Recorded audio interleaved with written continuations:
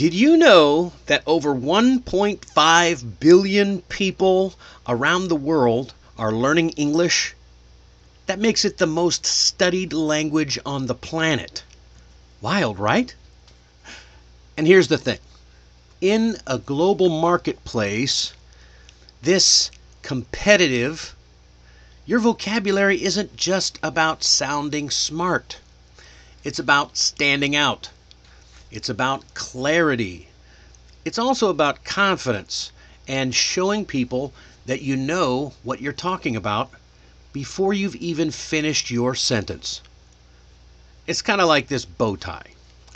Sure, I could wear a clip-on. It's fast, it's simple, it gets the job done. But tying it myself, that shows care and intention. It's a little tiny upgrade, but it does make a big impression. Vocabulary works the same way. Simple words may get the job done, but the right words elevate you. They make people listen, and they make people trust you. Okay, stick around, because tonight I'm going to show you a handful of business English upgrades that can make you sound sharper immediately. And while you're here, don't forget to hit that like button, subscribe, and if you got any questions, take the time to drop them in the chat, and I'll get to them after the Mastery Minute. This is a long one, so we better hit the bricks, right? Oh no, let's get on it. So let me tell you about Jason. Jason is a project manager that I coached last year. Now, his English was not bad. In fact, it was pretty fluent.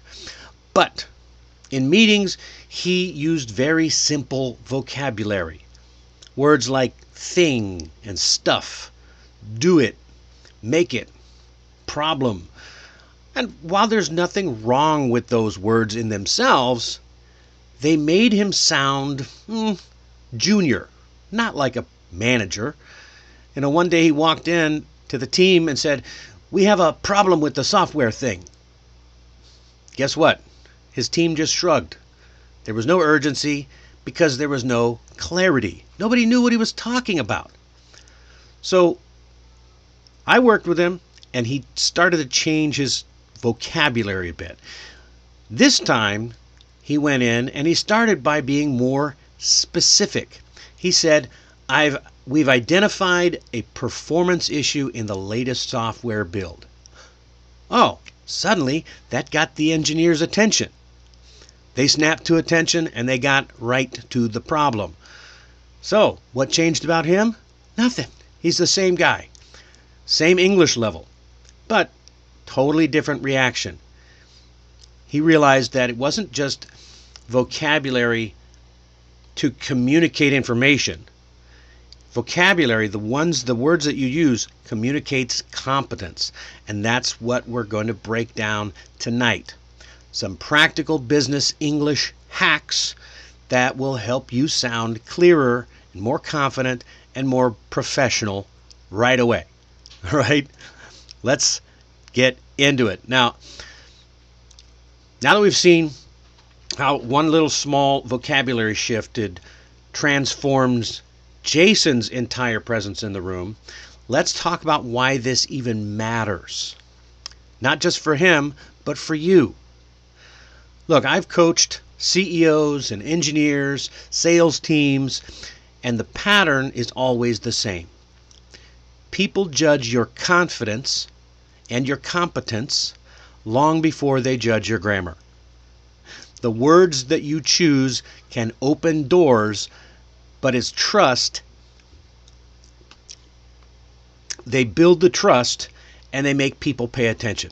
Or they can make your ideas sound softer than they really are. All right? That's what we're going to talk about today. I'll be honest. I see this all the time with my clients. They use simple, safe vocabulary because they don't want to sound unnatural or make mistakes. But here's the problem, especially if you're in a senior position. When your words are too basic, people unintentionally underestimate you. So the moment my clients switch to clearer, sharper business terms, everything changes. The meetings run smoother, decisions happen faster, and people start treating them like leaders instead of just participants. And that's why these vocabulary hacks matter. They're not about sounding fancy, they're about sounding credible and helping people understand you right away. All right, so let's jump in with the first one. Hack number 1. Upgrade your basic words. All right, this is the easiest one, so let's kick off with this. But it's also the most powerful changes that you can make. A lot of learners rely on safe, simple words. Things like thing and problem, just like Jason, or fix. It's because they're easy to remember. But here's what I see every day. Those words make your message sound vague. So your listener has to guess what they really mean. But when you swap them for sharper or more precise words, your ideas sound clearer. So instead of saying something like thing, try aspect, element, or component. Now people will know what you're talking about. Instead of problem, you can call it an issue, or a challenge, or an obstacle. Matter of fact, I used to say people who had too many problems, they had issues. My father wouldn't get that joke. So instead of saying something like fix, you can say let's address this, or let's resolve this. Much more specific. And now you sound like someone taking action. So here's an example. If you say, we have a problem with the system, that's vague, right? But if you say, we've identified an issue with the system, that feels more professional. It's also vague, but it's a little bit more specific. It's an issue with the system. And even though this is a tiny upgrade, but it doesn't have to make you sound complicated. They make you sound confident. So think of a word that you use over too many times. Something that you overuse. It could be like, or make, or do, or thing, or problem, and then try to replace it with a clearer, more professional term. Yeah? And if you do one a day, you're going to build up a lot faster. Now let's talk about verbs. Action verbs specifically. Verbs are the engines of the sentence. A lot of learners lean on basic verbs like make, do, or get because they're familiar. It's the building blocks, right? But in business, these verbs don't show action or intention. When you switch to stronger action verbs, your message immediately sounds more decisive. Instead of I made a report, you could say I generated a report. Generate. There's a new vocabulary word, right? Instead of we did an analysis, you could say we conducted an analysis. Just that one word changed, but do you see the difference? The sounds more professional without sounding overly complicated. So action verbs can actually help you express your ownership. They show that you took the initiative to do something. Now, where do you find words like these? Well, simple. Go through and look at job descriptions or LinkedIn posts or performance reviews. These are full of real-life action verbs that professionals use every day. So go through that, write down 3 basic verbs that you say all the time, and then find a synonym. Look for a job description related to your field and pick one stronger verb to replace each one. And use them once. Try it today or tomorrow in a message or an email, or even better yet, speak it out loud. Okay. We talked about verbs. Let's move on to nouns. Nouns are the labels that help your listener understand exactly what you're talking about. In business, you're going to hear words like strategy and objective, or stakeholder, or revenue or milestone. Now, these are not fancy words. They're actually normal in the workplace.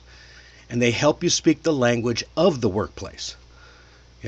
So you might say, our plan to grow in Asia, our plan is to grow in Asia. That's fine. But our strategy, that's better. Our strategy is to expand into the Asia Pacific market. That's clearer and is more focused. And it sounds like you've been thinking about it. You're more professional. So use some of these nouns to give structure to your ideas and show that you're thinking in terms of goals and systems and people, not just tasks. Where do you find these words? Simple. You can read business headlines or articles in Bloomberg or Reuters, skim company press releases, or check your own company's internal documents. You will find these types of words all over the place. So try to find one of these new nouns every day and then use it in a message this week. Even a simple sentence like, "What's our main objective here?" builds confidence fast. All right, hack number 4, business phrases that sound natural. Professional English isn't just individual words. It's the phrases that tie ideas together. You could say, for example, phrases like "from a business perspective" or "the key takeaway is." This helps you to highlight your ideas in a simple way. Or you could say, "let's align on," if you're trying to get your team focused together. Those little phrases help you start your sentences and sound structured and confident, and they give your listener something to show that you're thinking things through. So think of these as like the connective tissue of business English. They help you to tie your ideas together. And these are not corporate buzzwords. They're the everyday language of meetings and presentations. Again, you can find these phrases by watching TED Talks, leadership keynotes, or even company town halls if you have those. Pay attention to how speakers transition between their ideas. So here's something you can do is take one phrase like "the key takeaway is," or "from a business perspective," and then use it in your next business meeting. Just pick one. See how it goes. Practice it in front of a mirror. This stuff works. Okay, and I'm going to go to hack number 5, vocabulary for meetings. Meetings are, if you've been in a meeting, which I'm sure you have, they are their own ecosystem, and they run on specific vocabulary. You get words like agenda, metrics, deliverables, alignment, and my favorite, timeline. They help teams stay organized, right? So an agenda sets the structure. Metrics qualifies performance. It's the measurements. Deliverables is the concrete things that you are responsible for delivering. And alignment makes sure that everybody's focused in the same direction. Come on, these are fun. And of course, the timeline is how we establish deadlines and things like that. When you use these words, you show that you understand how decisions get made. So you can take something like, "let's talk about the things we need to finish," and then turn that into, "let's review our deliverables for this week." Sounds cleaner and much more professional. Don't you agree? And what's cool is most of these terms will appear repeatedly in project management tools and meeting notes and company strategy decks. You can find them in your team meetings agendas, project management software, or your company's shared folder. And the more you use them, the more you'll be able to remember them for your next meeting. Okay? And I'm going to skip the one about emails because we don't need it. We don't need emails. We don't need emails. Emails are good, but we don't need it today. All right. So here's the secret to memorizing or to learning and building your business vocabulary. The smart way. Don't memorize random lists. Find vocabulary in context. Read short business articles, like I mentioned, Bloomberg, BBC, Business Daily. Watch TED Talks or leadership clips. Listen to podcasts about business. When a word stands out like initiative or alignment or a milestone, write it down and use it once that day or the next day. The more you see or hear or speak a word in real action, the faster it becomes part of your natural English vocabulary. One real word at a time, and that's how you grow. Okay? And remember, your goal is not to sound perfect. It's to sound clear. Every time you learn one new word and use it with confidence, you've raised your own bar. So don't beat yourself up if you don't know everything right away. You're building a professional vocabulary one brick at a time, and that's exactly how real mastery works. And here's your challenge for this week. Choose one new word or phrase from tonight's episode and use it tomorrow, whether in a meeting, in an email, or even a quick message to a coworker. One real word is worth more than 10 minutes of trying to memorize. And if you want more tools to level up your communication, check out my course, Mastering English for Busy Professionals. There's no textbooks, and it helps you improve your English in just 10 minutes a day. No memorizing long vocabs, no grammar drills, just practical, real-world English that you can use right away. And you'll find more resources in the comments down below. All right? Wrong button.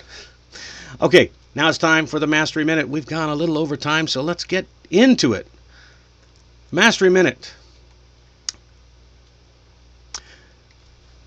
Do you ever notice how some teams don't just meet expectations?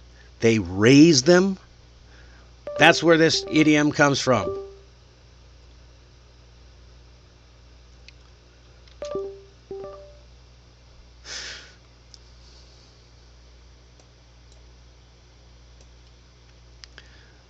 This idiom comes from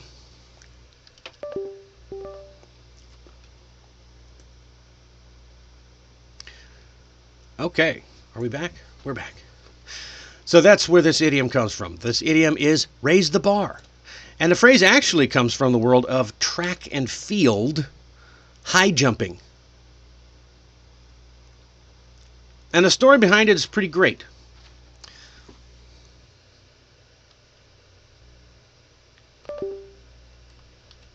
I'm having technical difficulties.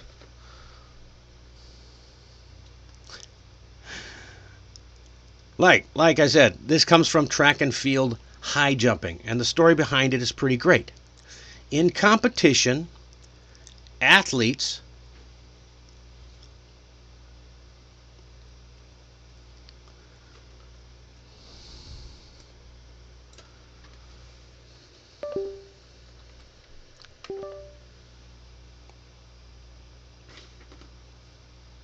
like I was saying, athletes would jump over a horizontal bar. And each time they clear the bar, the officials raise the bar, literally. Sometimes it's just a centimeter or two. And that pushes the athlete to attempt something just a little harder than before on the next try. The whole event is built on constant improvement. So today we use it in business to say, raising the bar, you're increasing the standards to improve quality or expect better results.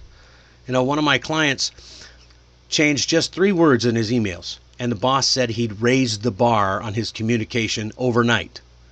He said, "We improved our process last quarter, now let's raise the bar again." Pretty good, right? So you can use this when you want to show confidence and commitment to growth. All right, we've gone way over time. We're on the 19-minute mastery again today. All right, friends, that's a wrap for episode 90. Can you believe it? 90. Tonight, we boosted your English vocabulary and gave you powerful terms that you can use immediately and how to find more. Next episode, we're going to talk about some miscommunication-proof phrases. Simple expressions that prevent confusion. They keep conversations clear and save you from awkward misunderstandings. You don't want to miss this one on Wednesday night. Until then, keep your bow tie straight and stay curious. And my name is Dennis Wilborn, and this has been now it's 20-minute mastery, but I'll see you next time.